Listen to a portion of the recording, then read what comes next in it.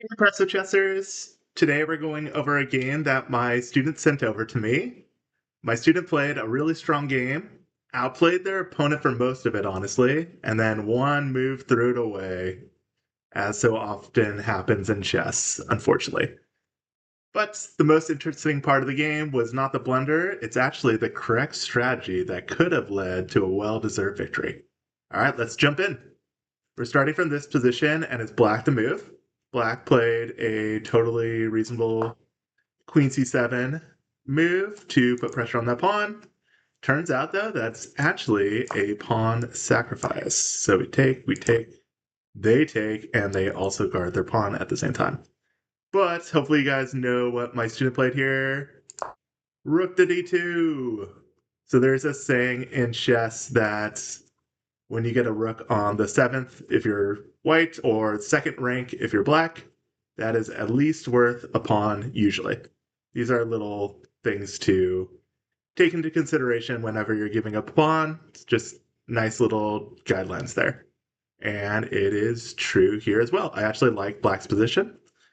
All their pieces are pretty active, and they're even going to get more active, whereas white's pieces, watch how tied down they get.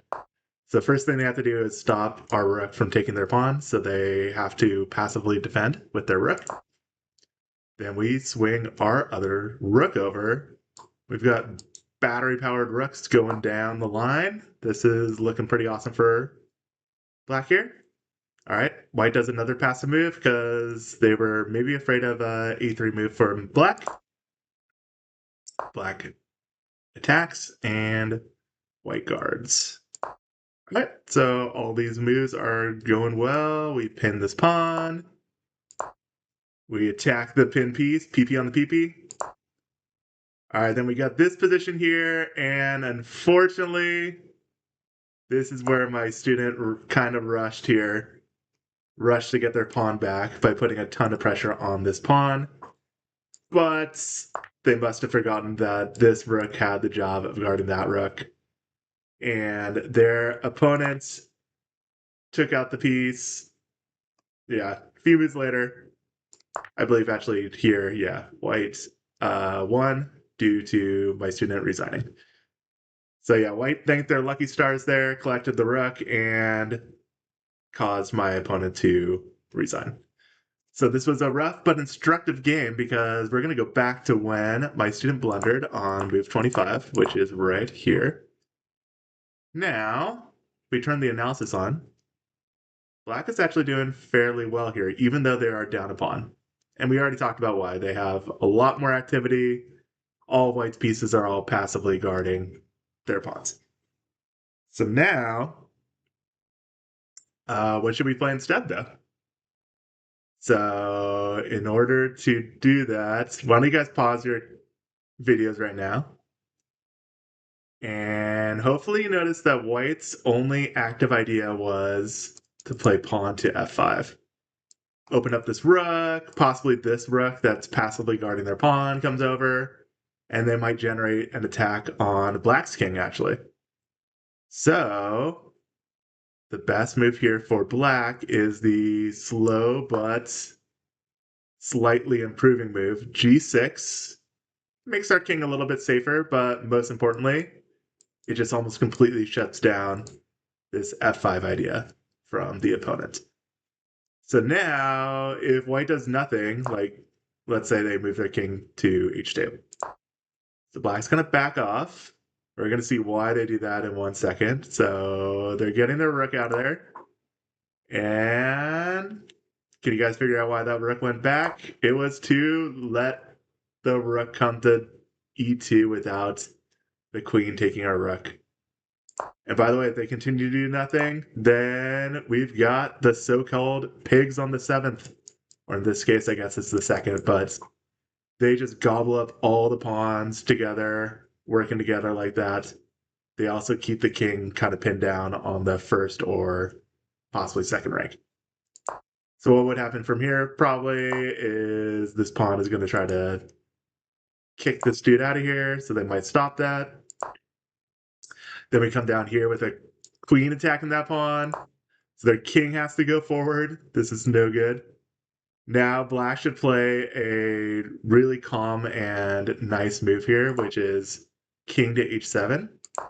They could have rushed again by playing rook takes b2, and this time it actually works, but now we have to deal with like crazy rook sacks over here. We have to also deal with they might take us and then play f5, or again, might play that rook sack.